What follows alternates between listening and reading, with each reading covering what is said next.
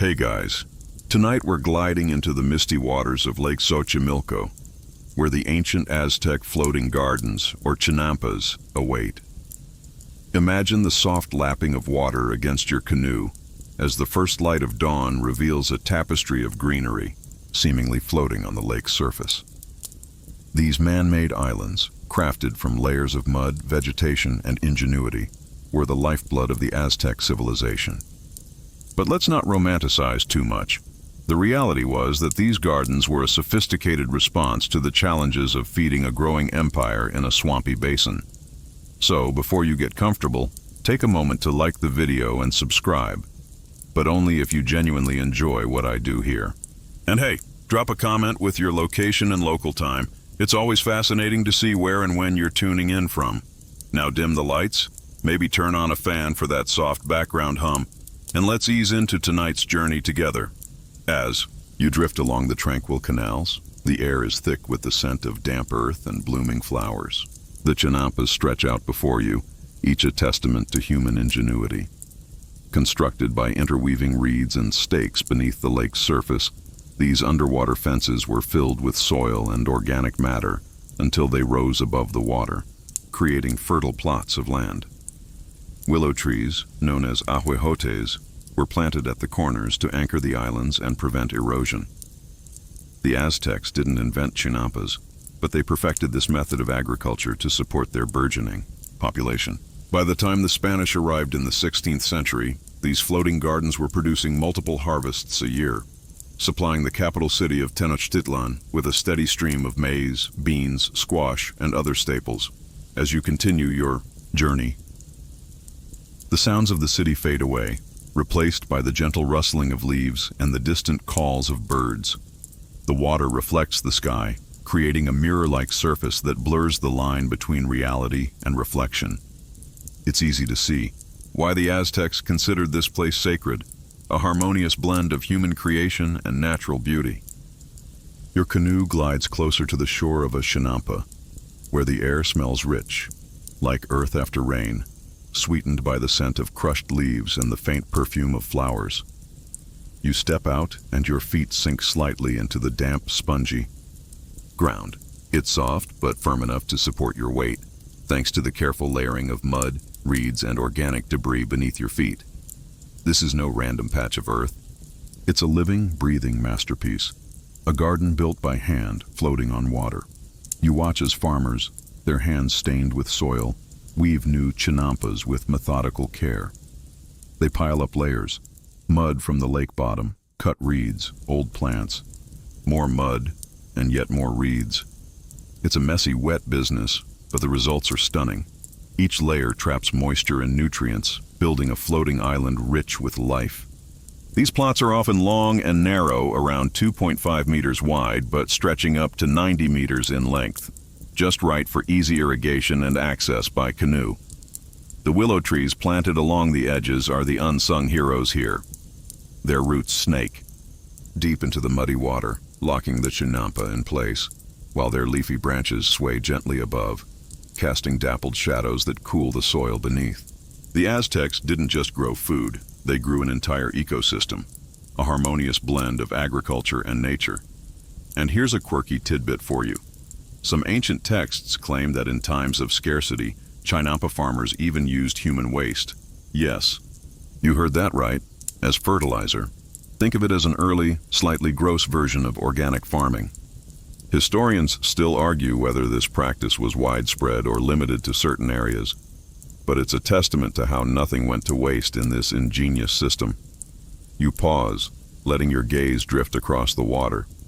Ducks paddle by lazily, and a dragonfly zips past, its wings catching the sun.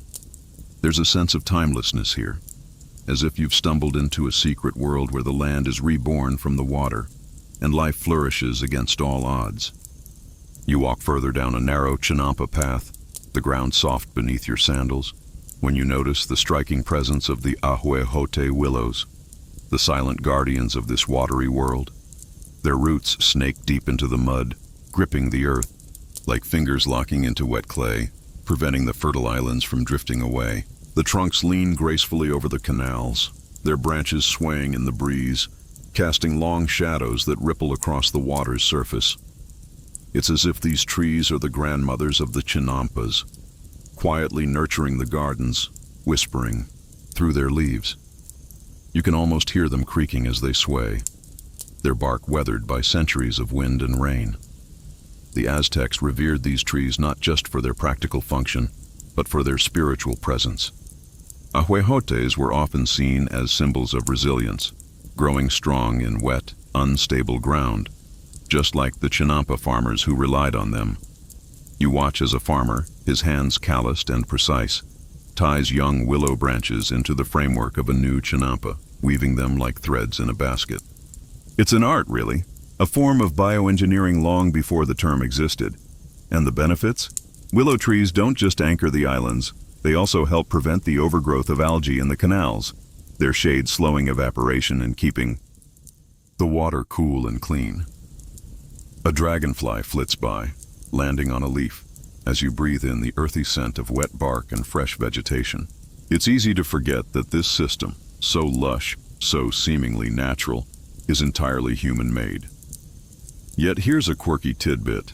Aztec farmers believed that Ahuejotes could speak to the gods, their leaves rustling messages up to the heavens during sacred rituals. Whether you buy into that or not, it's a poetic thought. Historians still debate whether these beliefs were widespread or just local folklore whispered among certain farming communities. You step back onto your canoe, pushing off gently from the shore. The willows watch over you as you drift away, their leaves trailing like delicate green lace against the sky. As your canoe drifts quietly down the narrow canal, you glide past row after row of flourishing crops, an endless green quilt of maize stalks, beans climbing on their supports, squash vines spreading across the rich soil. The chinampas are alive with abundance, and the scent of damp earth mingles with the faintly sweet aroma of blossoms. It's not just a garden, it's a living, breathing symphony of plants, each playing its part in a system of harmony and balance. You watch as a farmer reaches down to inspect a plump tomato, its skin shining like a polished ruby under the morning sun. He gently lifts a tangle of squash blossoms, careful not to damage their delicate petals. Nearby, a woman in a woven shawl is harvesting amaranth, its deep magenta grains spilling like tiny jewels into her basket. Here's where it gets fascinating. The Aztecs practiced what we'd now call companion planting, a system where certain crops were deliberately grown together because they helped each other thrive. Maize, beans, and squash, known as the Three Sisters, were a classic trio. The maize grew tall and sturdy, providing a natural trellis for the beans to climb. The beans, in turn, fixed nitrogen in the soil, enriching it for the other crops.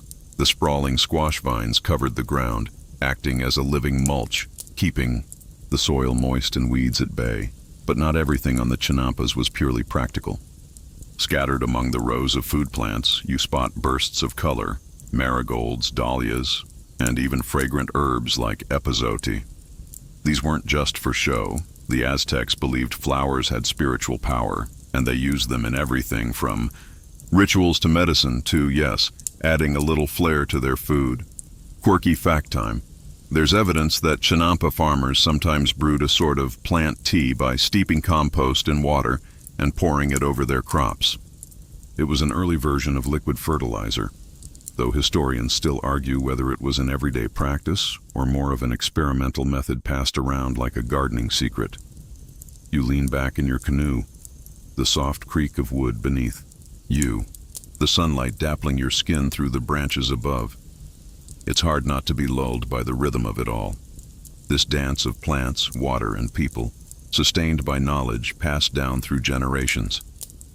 Your journey continues deeper into the heart of the chinampas, and you soon realize this isn't just a collection of floating gardens. It's an intricate, interconnected system of life and movement.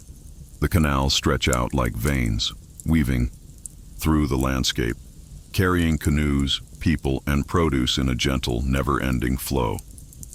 You spot a young boy balancing expertly in a flat-bottomed canoe, using a long wooden pole to push through the water with practiced ease. He's delivering baskets filled with fresh tomatoes and squash blossoms, the produce gleaming in the sun. An older man passes in the opposite direction, his boat laden with reeds for repairing chinampas. They nod to each other as they pass, the water sloshing quietly against their boats.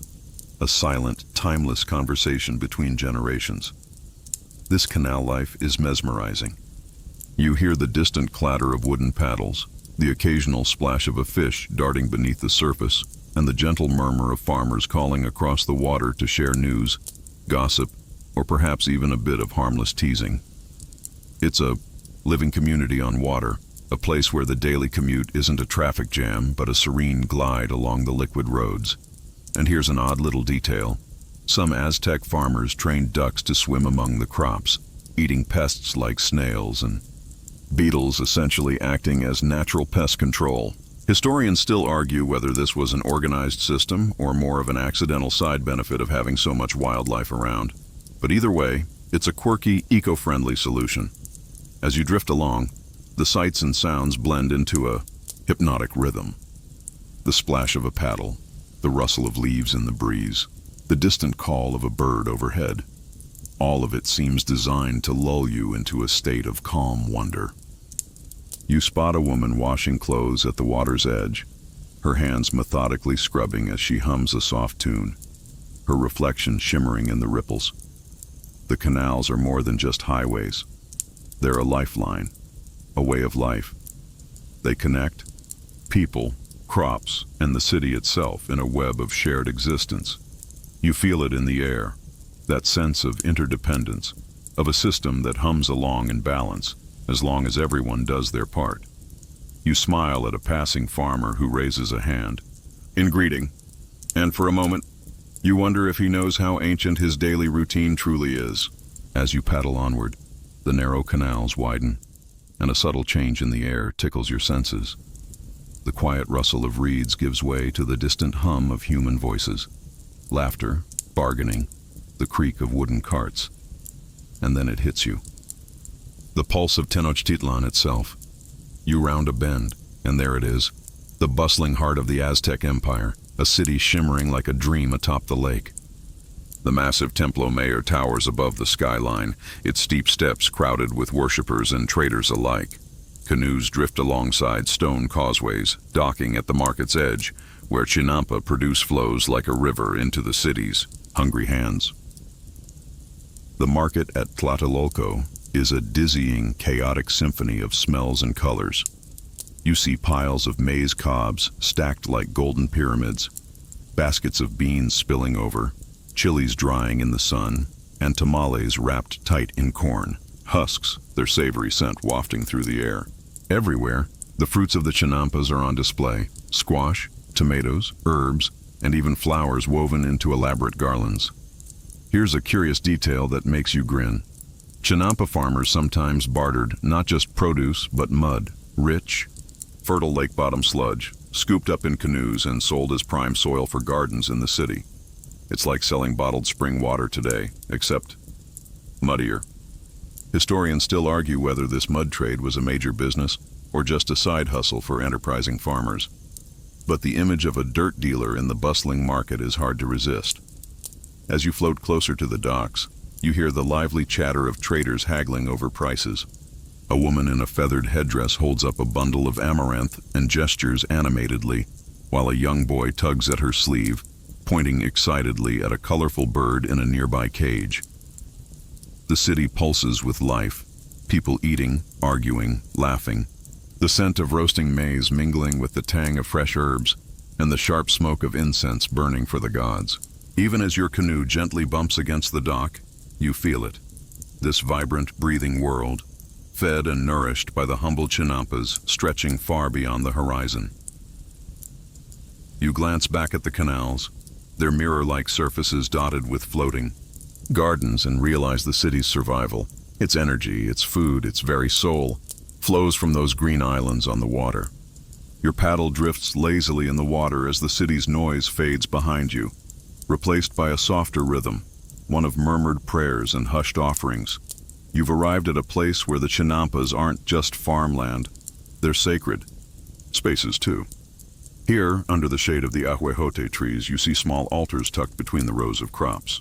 Incense smoke curls upward in thin, fragrant wisps, carrying the prayers of farmers to gods like Tlaloc, the rain-bringer, and Chicomecoatl, the goddess of maize.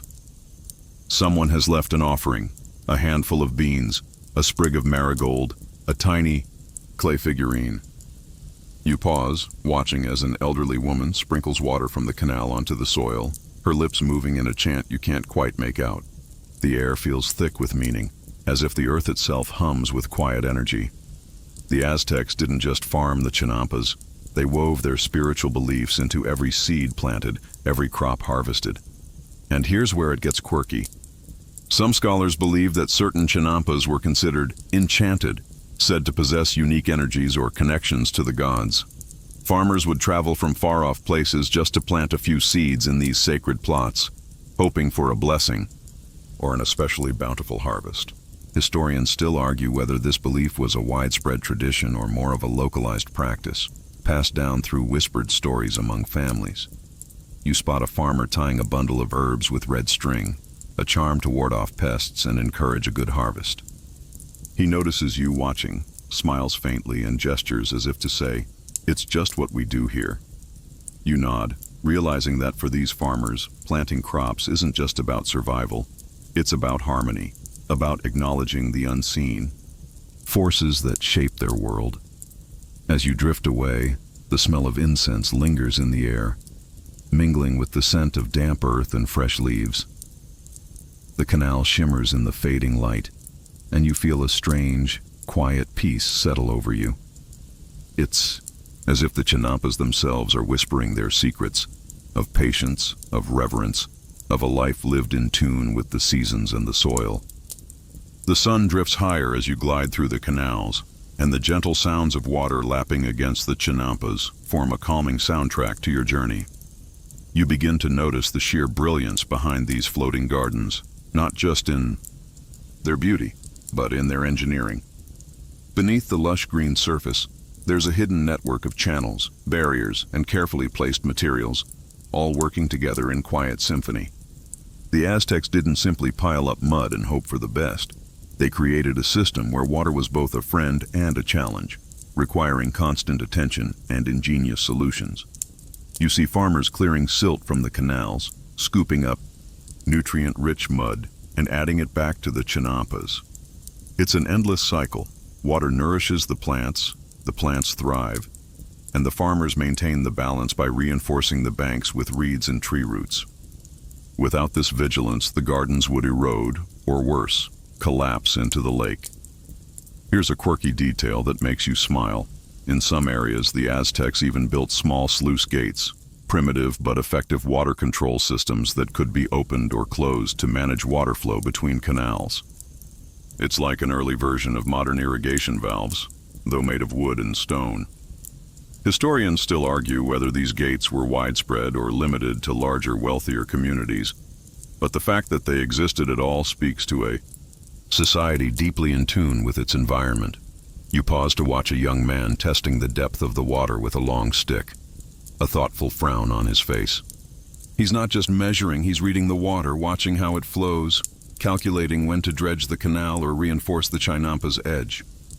The whole system is an elegant blend of nature and human design. The water doesn't just irrigate the crops, it moderates temperature, prevents frost damage, and even acts as a natural pest barrier. You see a flock of ducks paddling lazily nearby, their presence a subtle reminder of the ecosystem's balance. Your canoe drifts past a narrow gap between two chinampas, where you catch a glimpse of tiny fish darting in the shallows and a turtle, sunning itself on a rock. Life is everywhere here, woven into the very fabric of the gardens. You lean back, feeling the warmth of the sun on your skin and the cool breeze off the water, and marvel at the quiet genius of it all.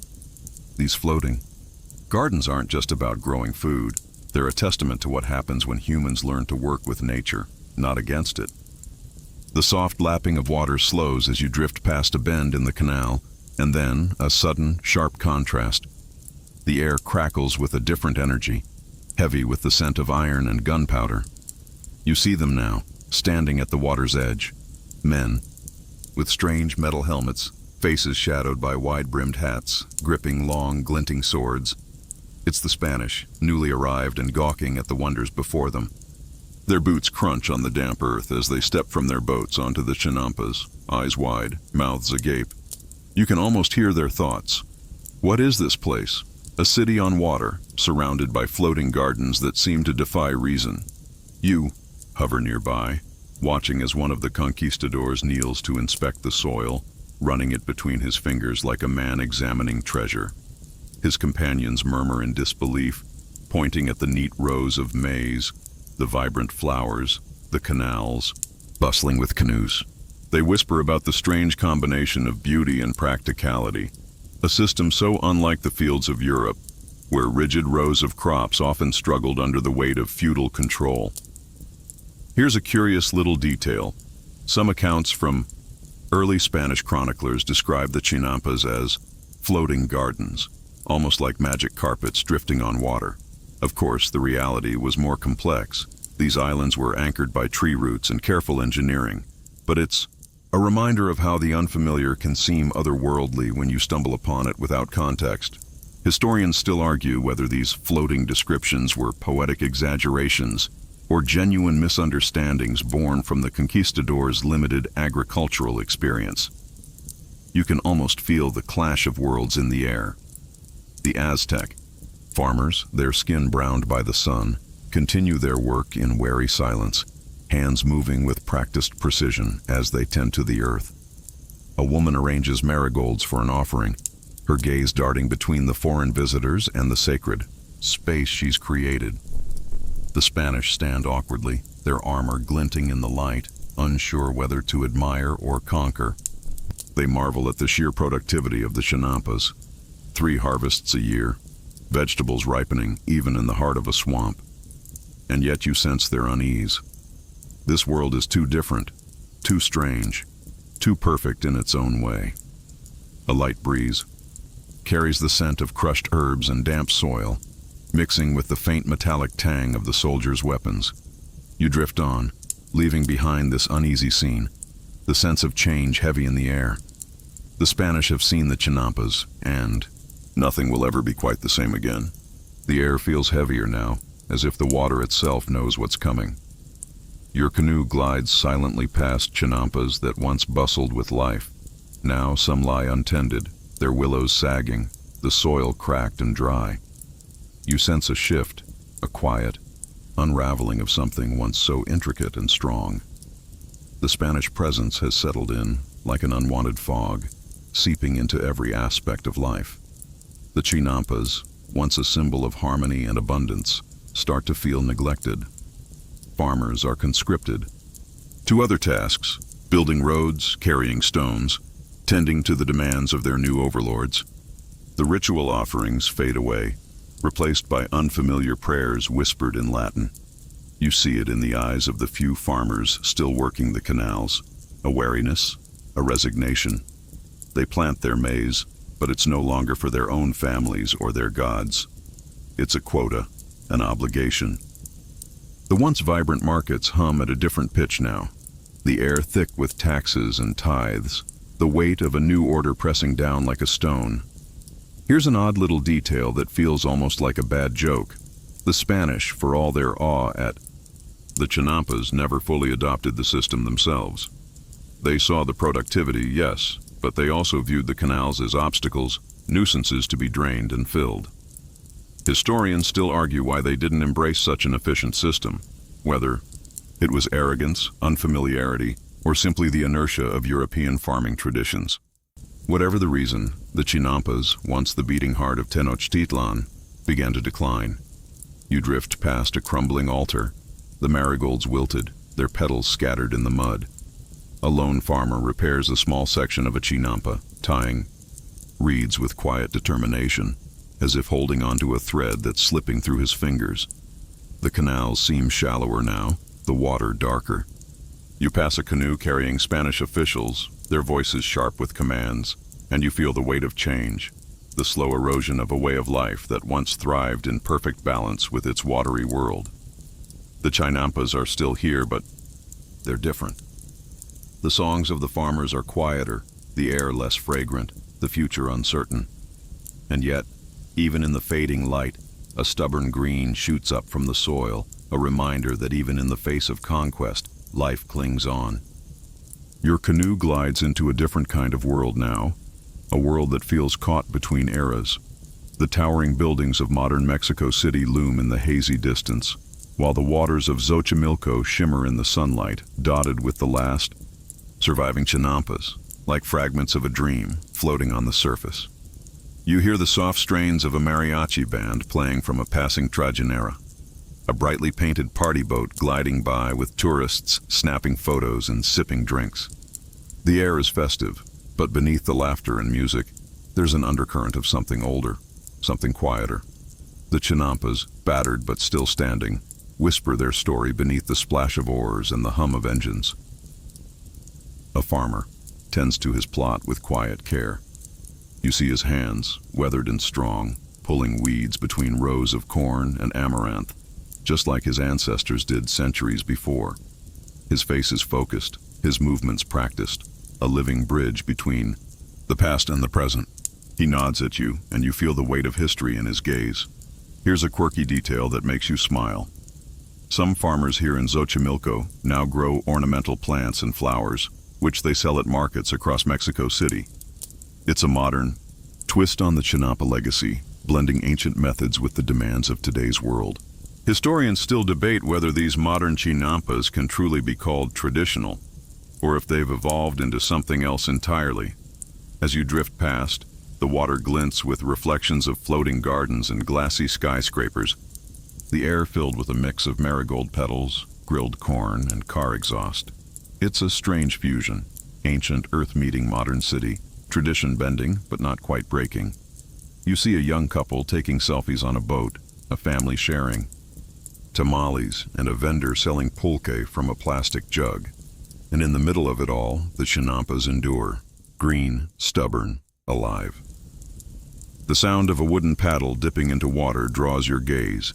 An elderly man guiding a flat-bottomed canoe through the canals, a pile of freshly harvested herbs stacked at his feet. His face is lined with time, his eyes narrowed against the sun, and his hands, those hands, move with the steady rhythm of someone who's done this all his life. You drift closer, watching as he pulls up to a chinampa that looks almost like an island of memories.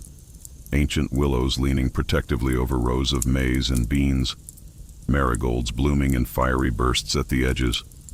This isn't just farming, it's something deeper, an act of preservation, of quiet defiance against the tide of modernity. The farmer crouches and gently digs into the soil with his fingers, murmuring softly under his breath. You catch fragments. My grandfather taught me this. The roots are strong here. Let the earth breathe. His voice is soft, almost lost in the breeze, but it feels like a prayer woven into the act of cultivation. Here's a quirky fact that lingers. Some chinamperos, these modern guardians of the gardens, still follow the Aztec calendar for planting and harvesting. They consult with elders and local knowledge keepers, blending ancient rhythms with today's needs. Historians still argue whether this is a true continuation of tradition or a romanticized revival. But when you watch this man plant a row of amaranth as the moon rises, it's hard to argue against the sense of continuity in the air. The farmer looks up and nods at you as if to say, this isn't just nostalgia, it's survival. The canals shimmer in the golden light, and you notice the small details. Willow roots tangled in the water, tiny fish darting through the reeds, the earthy scent of wet soil. You glide on, feeling a quiet respect for these keepers of the chinampas, people who refuse to let the past slip entirely into memory. They farm not just for harvests, but for heritage, for the whispered stories carried on the wind, and for the chance that future generations might still paddle through these canals surrounded by floating gardens that refuse to vanish. You drift slowly now, letting the current carry you past a chinampa that seems alive in every sense of the word. Birds flit from branch to branch, bright green parakeets chattering in the treetops, herons stalking the shallows, their long legs barely rippling the water. Beneath the surface, fish dart among the roots, and dragonflies skim the water's skin, their wings flashing in the sun like bits of polished glass. This is a place where life flourishes, not just the crops, but the entire ecosystem. The chinampas aren't just human-made plots of land. They're a complex, interwoven habitat, supporting species that thrive in this watery patchwork. As you float past, you see a farmer carefully placing sticks in the water, creating little resting spots for birds and small animals. It's an act of quiet care, a small gesture that echoes the ancient Aztec belief in balance with nature. Here's a quirky little tidbit. Some chinampas even serve as unofficial nurseries for endangered species like the axolotl, those strange, smiling salamanders that never quite grow up. They thrive in the cool, oxygen-rich waters of the canals, where farmers sometimes take extra steps to protect their habitat. Historians still debate whether the Aztecs actively managed biodiversity this way, or whether it was a happy byproduct of their farming methods. Either way, the result is a fragile, interconnected world where humans and animals coexist in a delicate, watery waltz. You watch as a farmer gently chases away a group of ducks that have wandered too close to the tender seedlings. It's not an act of hostility, just part of the daily dance where everyone has a role and the system hums along, provided no one takes too much. The sunlight dapples the water, the scent of damp earth and growing things fills the air, and you feel a quiet awe at the sheer resilience of it all. These chinampas aren't just patches of farmland. They're living reminders that when humans work with nature, rather than against it, the results can be magical. You lean back in your canoe, listening to the distant call of a bird, the soft slap of water against the hull and the rustle of willows overhead. It's a melody that's been playing here for centuries, and you're lucky enough to catch a verse. The air grows still as you glide into a quiet stretch of canal, the surface smooth as glass, reflecting the sky above like a painted canvas. But beneath the serenity, you sense a tension, an undercurrent of challenges pressing in from all sides. You pass a chinampa where the soil looks cracked and dry, the plants wilted despite the water just inches away. A farmer leans on his pole, brow furrowed, staring at the water line that seems to inch lower each day. The once reliable canals now struggle with pollution and dwindling flows. Garbage bobs in the water, plastic bottles, faded candy wrappers, a modern invasion on an ancient stage. Here's a quirky, almost tragic detail. Some farmers have started to line their chinampas with plastic tarps to keep the soil from washing away, a jarring mix of the old and the painfully new. Historians still argue whether these adaptations are acts of preservation or quiet admissions of defeat, but the sight of polyethylene crinkling beneath willow roots is a stark reminder of the fragility here. You paddle further, noticing patches where the water is slick with oil, where fish struggle near the surface, gulping for air. The sounds of the city pulse in the distance, honking horns, distant construction, all of it encroaching, inching closer to a world that once seemed untouchable. Yet, even amid the struggle, you see signs of resistance. A group of farmers, their clothes splattered with mud, work side by side to dredge a canal, their laughter carrying across the water like a stubborn hymn. They pull out trash, pile up silt, and plant new willows, their hands shaping the future, one reed at a time. There are grassroots organizations here too, young people in jeans and sneakers, standing next to elders in wide-brimmed hats, learning how to repair a chinampa, how to weave a reed fence, how to read the flow of the water like a living storybook. It's not easy. It's a fight against time, against the weight of modernity, against the slow seep of neglect. But the chinampas still stand. They wobble, they sag, but they hold. As you drift on, the sun dips lower, casting long shadows across the water. The air smells of damp earth, gasoline, and blooming marigolds, a strange, bittersweet perfume. You wonder if the future can hold this delicate balance, if the chinampas will survive another generation, and yet you feel it, the stubborn heartbeat of a system that refuses to sink without a fight. The last light of the sun spills across the chinampas in long golden streaks, casting everything in a warm, dreamlike glow.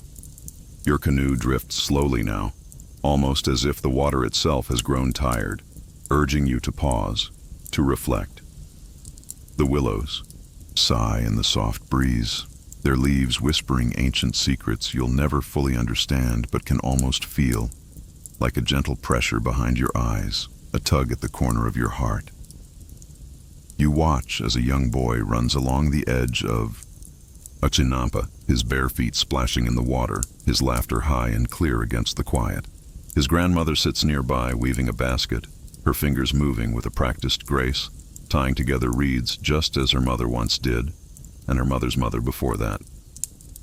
The boy pauses, tugging at her sleeve, and she points to a young maize plant, murmuring a few words that sound half like a lesson, half like a lullaby.